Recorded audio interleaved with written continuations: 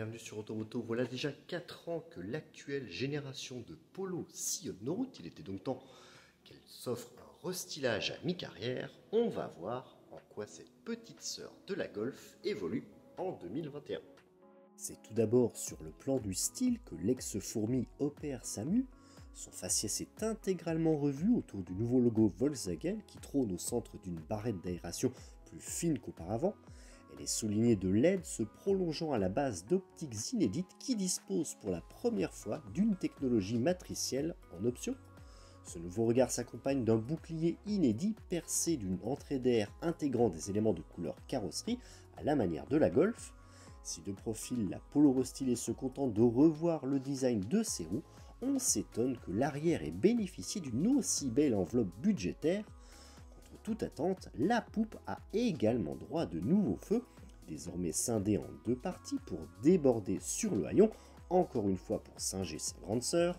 Comme cette dernière, l'appellation est à présent centrée sous le logo quand le bouclier revisite son look pour encadrer son support de plaque d'immatriculation par des catadioptres.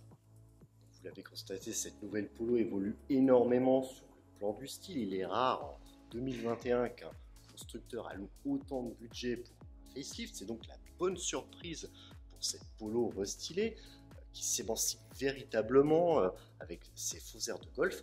Maintenant, on va voir si son habitacle évolue autant qu'à l'extérieur.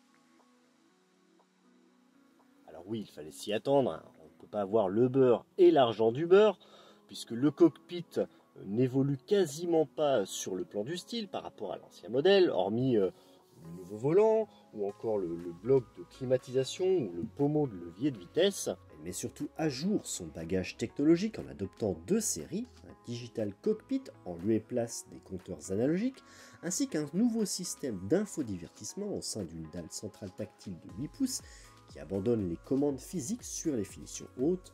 Côté sécurité, la nouvelle Polo est l'une des premières de sa catégorie à adopter un airbag central qui se déploie entre les passagers avant, et les aides à la conduite ne sont pas en reste avec l'introduction de l'IQ Drive Travel Assist qui permet un roulage semi-autonome jusqu'à 210 km/h.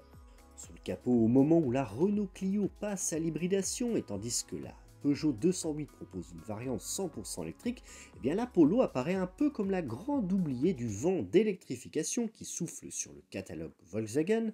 Sa nouvelle gamme de moteurs ne propose même pas d'hybridation légère 48 volts, se contentant de renouveler ses offres 3 cylindres essence en 80, 85 et 110 chevaux, disponibles en série ou en option avec une boîte à double embrayage DSG 7 selon les variantes. À cela s'ajoute un bloc de 90 chevaux pouvant fonctionner au gaz naturel. Rien de très excitant donc pour le moment, mais on nous promet le retour de la Polo GTI dès l'été prochain, avec un niveau de puissance revu à la hausse, passant de 200 à 207 chevaux. Alors, la nouvelle Polo arrivera en concession en septembre prochain. Les tarifs n'ont pas encore été dévoilés, mais il faut s'attendre à une légère inflation par rapport aux 17 260 € actuellement réclamés. On prendra très bientôt le volant de cette nouvelle Polo sur Automoto. Rendez-vous très bientôt. Ciao!